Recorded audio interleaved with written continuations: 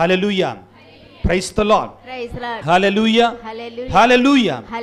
ప్రియులకు దేవుని బిడ్డలారా, క్రిస్మస్ పండగ అయిపోయే ఈ రోజుకి ఎన్ని రోజులండి? వారమా? లెక్కేద్దాం, అందరూ చేతులు తీసుకోండి. వారం అంటే ఎన్ని రోజులండి? 7 రోజులు. కానీ ఇవాళ ఎంత? జనవరి 1వ తారీఖు. 25, 26, 27, 28, డిసెంబర్ అండి అనేది.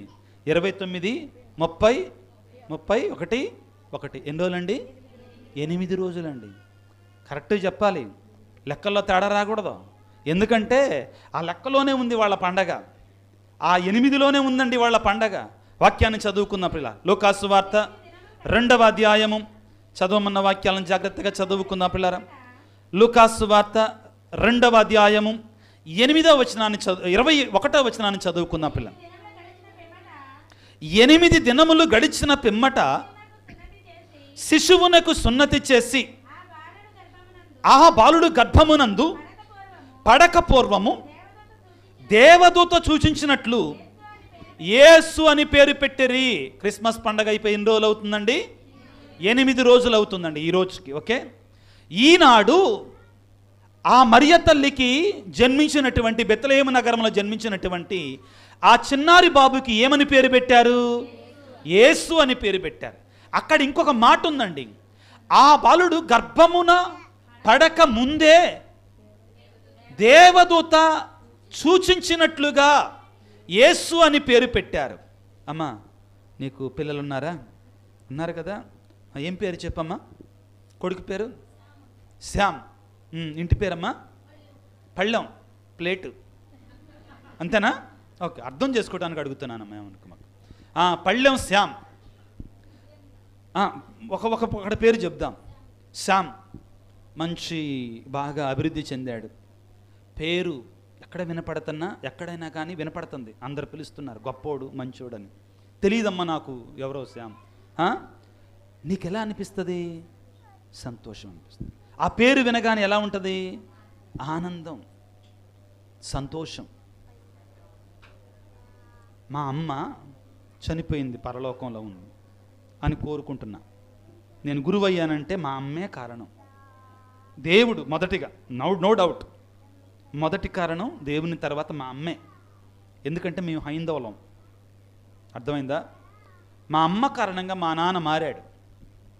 తర్వాత దేవుడు నన్ను మా అమ్మ గురువు కావాలని ప్రార్థనలు చేసింది, ఉపవాసాలు ఉంది, ప్రార్థనలు చేసింది. మా తల్లి గుండెల మీద చేసుకొని చెప్తాను. ప్రియులారా, ఇదిగో మరి నేను ఒక రోజున మా సొంతూరు వెళ్ళి, ఒకళ్ళ నాలాగానే గురువు అయితే ఆ రోజున నేను ప్రసంగం చెప్పానండి.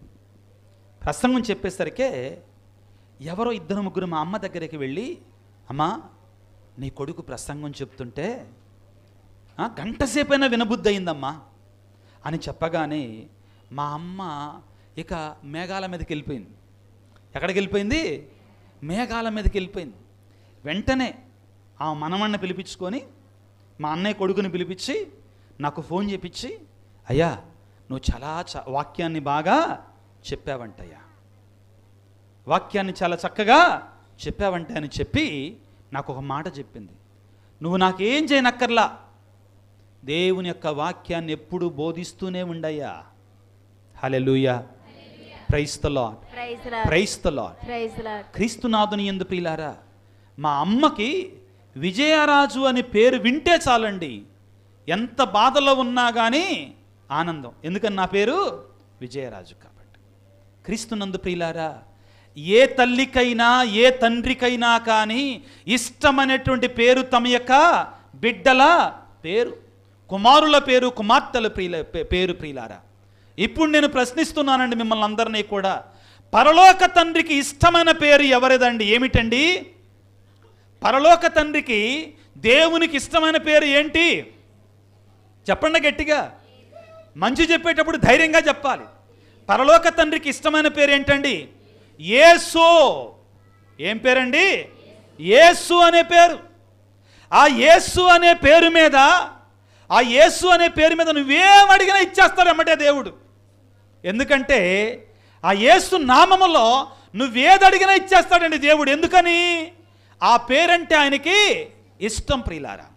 ఆ పేరంటే ఆయనకి చాలా జరిగిన సంఘటన. ఒక నెల రోజుల క్రితం నేను పనిచేసి వచ్చినటువంటి విచారణ నుండి ఒక కుటుంబం నాకు ఫోన్ చేశారు. ఫాదర్ గారండి, మా అమ్మాయికి బిఎస్సి నర్సింగ్లో సీటు కావాలి, కౌన్సిలింగ్ కోసం ఎదురు చూసాము కానీ దూరంగా వస్తున్నాయి ఫాదర్ గారండి, కాబట్టి దయచేసి మన ఆర్సిఎం కథోలిక మిషనరీ బిఎస్సి నర్సింగ్లో చేర్పించామనుందండి, ఆడపిల్ల కదండి అని. నేను 2-3 చోట్లకు ఫోన్ చేశాను. గుంటూరులో జరిగిన వాస్తవం అండి. గుంటూరులో ఉన్నటువంటి సెయింట్ ఆన్స్ నర్సింగ్ కాలేజ్ ఉంది, అక్కడికి ఫోన్ చేస్తే సిస్టర్స్ నాకు బాగా పరిచయం. వెంటనే పంపించండి ఫాదర్ గారండి, మీరు చెప్తున్నారు కదా అని చెప్పి అనగానే నేను అన్నాను వాళ్ళతోటి. ఏమన్నానంటే, పలానా కాలేజ్ దగ్గరికి వెళ్ళి ఫాదర్ విజయరాజు పంపించారు అని చెప్పండి. ఎవరు పంపించారని చెప్పాలి? ఫాదర్. ఇప్పుడు నేను చెప్పేది నా గొప్ప కోసం కాదండి, ఆ పేరుకున్నట్టు మహత్యాన్ని గురించి చెప్పడం కోసం అండి. యేసు అనే నామం, యేసు పండగను చేసుకుంటున్నాం మనం, అర్థం చేసుకోవటానికి చెప్తున్నాను. వాళ్ళు అక్కడికి వెళ్ళారు. వెళ్ళగానే అక్కడున్న సిస్టర్ గారితోటి ఏమన్నారంటే, ఇదిగో విజయరాజు గారు, ఫాదర్ విజయరాజు పంపించారమ్మా అనగానే వెంటనే మాట్లాడారయ్యా అని పిలిచి సీట్ ఇచ్చేసేసి అంతా రెడీ చేసుకున్నారు. Hallelujah, praise the Lord, praise the Lord. నేను అక్కడికి వెళ్ళానా ఏం చెప్పారు నాయక? మీలో కూడా చాలామంది గొప్పవాళ్ళు ఉండొచ్చు అండి, పలుకుబడి లేకపోతే సహాయం చేసేవాళ్ళు ఉండొచ్చు. మీ పేరు కూడా కొంతమంది. ఈ రోజున ప్రియులారా, మన పేర్ల పండగ కాదండి. ఎవరి పేరు పండగ? నూతన సంవత్సరాన్ని ప్రారంభించుకుంటుండగా, క్రొత్త సంవత్సరాన్ని ప్రారంభించుకుంటున్నా నీకు తోడుగా ఉండటానికి స్వయముగా దేవుడు తన కుమారుడైనటువంటి యేసయ్య నామాన్ని, శక్తి కలిగినటువంటి, సృష్టిలోనే మహత్యము కలిగినటువంటి ఆ పవిత్రమైన నామాన్ని నువ్వు తోడుగా ఉంచుకొని ముందు కదలమంటున్నాడండి. ఆ పేరు నీకు తోడుగా ఉండగా నీకు కీడు లేదో. మహాశక్తి కలిగిన నామం ప్రియులకు దేవుని బిడ్డలారా, మహత్యము కలిగిన నామం ప్రియులారా. ఆ పేరుకు మించినట్టు పేరు మరొకటి ప్రపంచంలో లేదో. అందరం గుర్తుపెట్టుకోవాలి. వాక్యాన్ని చదువుకుందాం ప్రియులారా. ఎవరు చెప్పారు ఈ పేరు? వాక్యాన్ని చదువుకుందాం. లూకాసు వార్త 1వ అధ్యాయం 31వ వచనాన్ని చదువుకుందాం. లూకాసు వార్త 1వ అధ్యాయం 31వ వచనం చదువుకుందాం. ఇదిగో నీవు గర్భము ధరించి కుమారుని కనెదవు, ఆ శిశువునకు యేసు అని పేరు పెట్టుమో. ఏం పేరు పెట్టినారండి? ఎవరు చెప్పారు? మరియ తల్లితోటి ఎవరు చెప్పారు? దేవదూత చెప్పింది. దేవదూత సొంతగా చెప్పుద్దా ఏ మాట అయినా కానీ? ఎవరు చెప్పమన్నా చెప్పుద్దండి? ఎవరు చెప్పమన్నా చెప్పుద్ది? దేవుడు చెప్పిన మాటను చెప్తుందండి. ఎవరో? దేవుని యొక్క దూత. మత్తయి శుభవార్త 1వ అధ్యాయం 21వ వచనాన్ని చదువుకుందాం. మత్తయి శుభవార్త 1వ అధ్యాయము 21వ వచనాన్ని చదువుకుందాం పిల్లలు. ఆమె ఒక కుమారుని కనును, నీవు ఆయనకు యేసు అని పేరు పెట్టుమో. జోజప్ప గారితో చెప్తున్నాడండి. మరలా ఏం పేరు పెట్టమంటున్నాడు? యేసు అనే పేరు పెట్టమంటున్నాడండి. ఎవరు? దేవుని యొక్క దూత. ప్రియులారా, ప్రియులకు దేవుని బిడ్డలారా, ఇది మామూలు పేరు కాదండి. స్వయముగా దేవుడే ఏరి కోరి తన కుమారునికి పెట్టుకున్న పేరిది. తన కుమారునికి పెట్టుకున్న పేరిది, పెట్టమన్న పేరిది. కాబట్టి ప్రియులకు దేవుని బిడ్డలారా, ఈ యేసు నామాన్ని మనం నిరంతరం మన పెదాల మీద ఉంచుకోవాలి. అప్పుడు మనం అద్భుతాలు చూస్తాం. యేసు నామాన్ని మన పెదాల మీద ఉంచుకోవాలి. కానీ మన పెదాల మీద ఏముంటుందండి? ఎప్పుడూ కూడా ఏముంటాయండి? పనికిరానటువంటి అన్ని రకాల సినిమా పేర్లు మన పెదాల మీద ఎక్కువ ఏముంటాయి? సీరియళ్ళ పేర్లు ఉంటాయండి. ఏముంటాయి? నిజం చెప్పండి ప్రియులారా, మన పెదం మీద ఉండాల్సింది ఎప్పుడూ కూడా యేసు నామం. శక్తి కలిగినటువంటి నామం, మహిమ కలిగినటువంటి నామం. ప్రియులారా, యేసు నామములో, యేసు నామము సైతానులను పారద్రోలుతుంది. మరణించినటువంటి వారిని జీవముతోటి లేపుతుంది.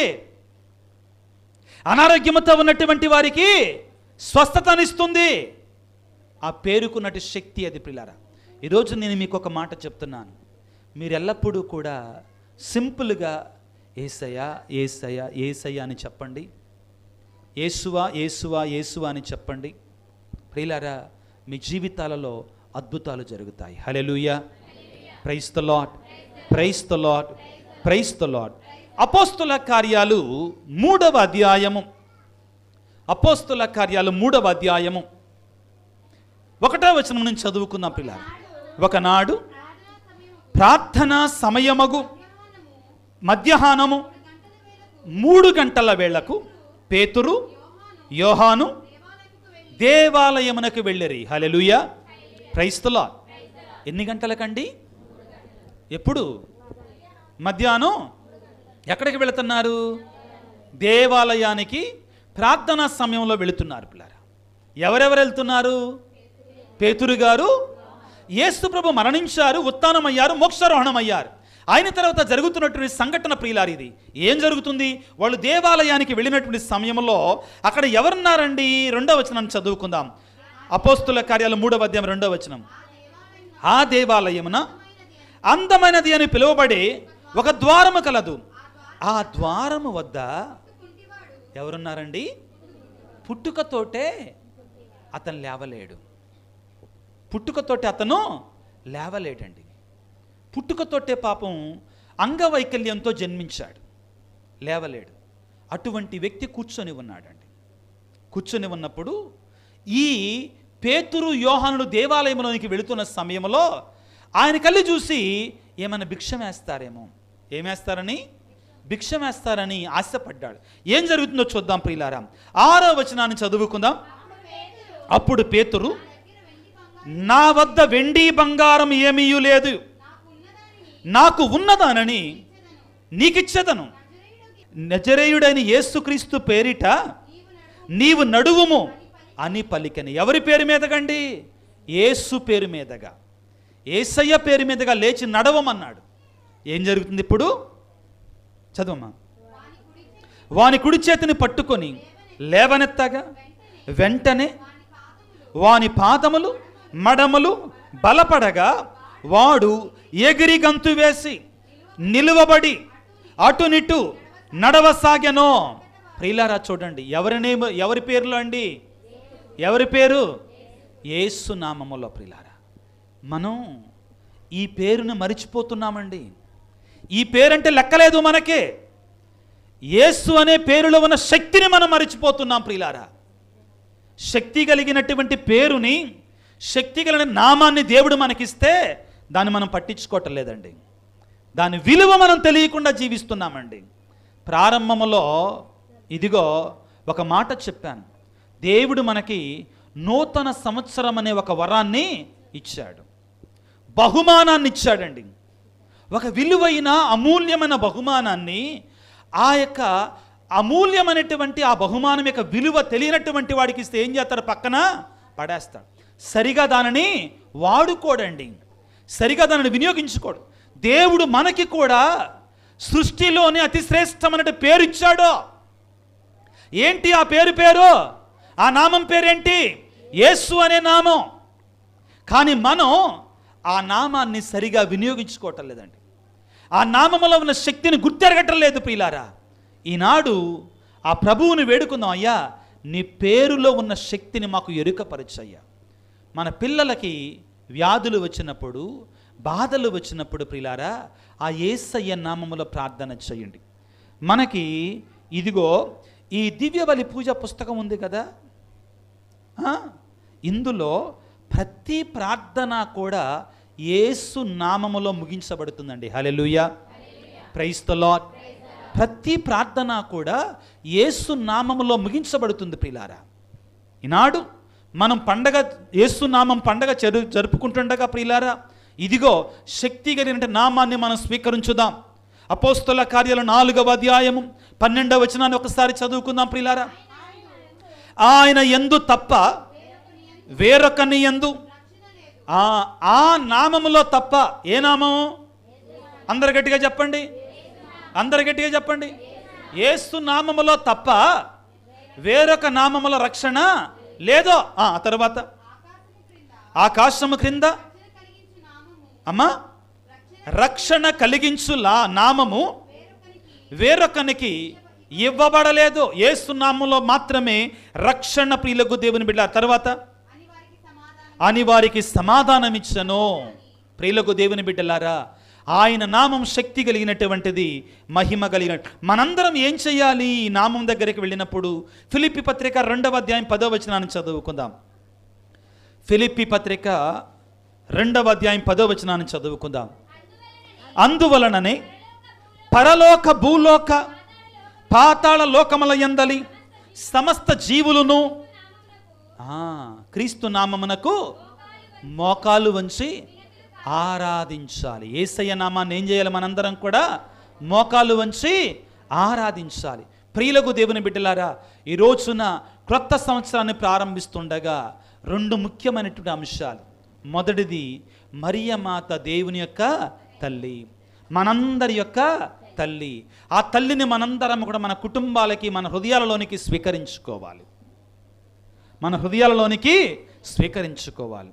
మరియ తల్లి ఎక్కడ ఉంటుందో అక్కడ ఆనందము, మరియ తల్లి ఎక్కడ ఉంటుందో అక్కడ దీవెన. ఆమె దేవుడు అంటలేదండి, ఆమె దేవునికి జన్మనిచ్చినటువంటి తల్లి.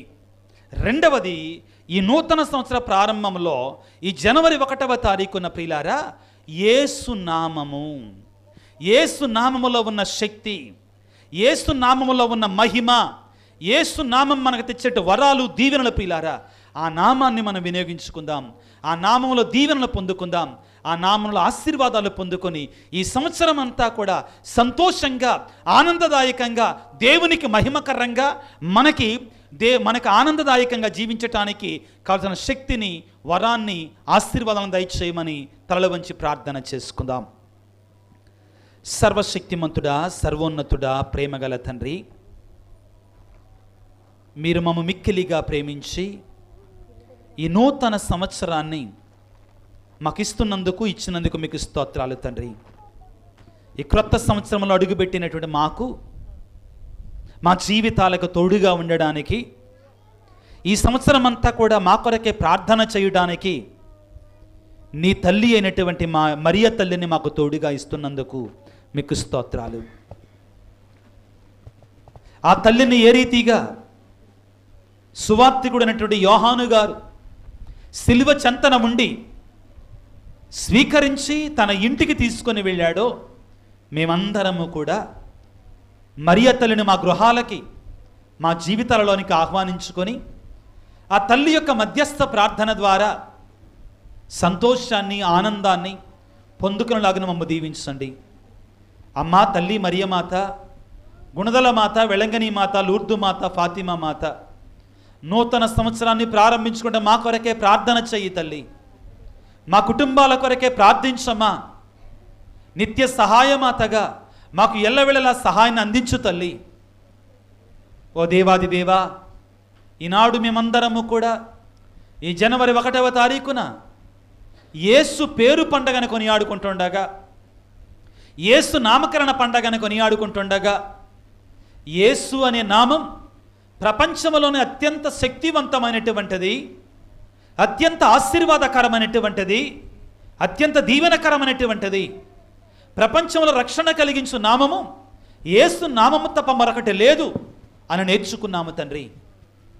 ఆ నామాన్ని ఎల్లప్పుడూ కూడా మాతో ఉంచుకోవటానికి, ఆ నామములో ప్రార్థన చేయడానికి, ముఖ్యంగా అలనాడు యోహాను సువార్త 14వ అధ్యాయములో స్వయముగా యేసయ్యే మీరు నా పేరిట తండ్రిని ఏమి అడిగినా మీకు ఇస్తాను అని పలికాడు.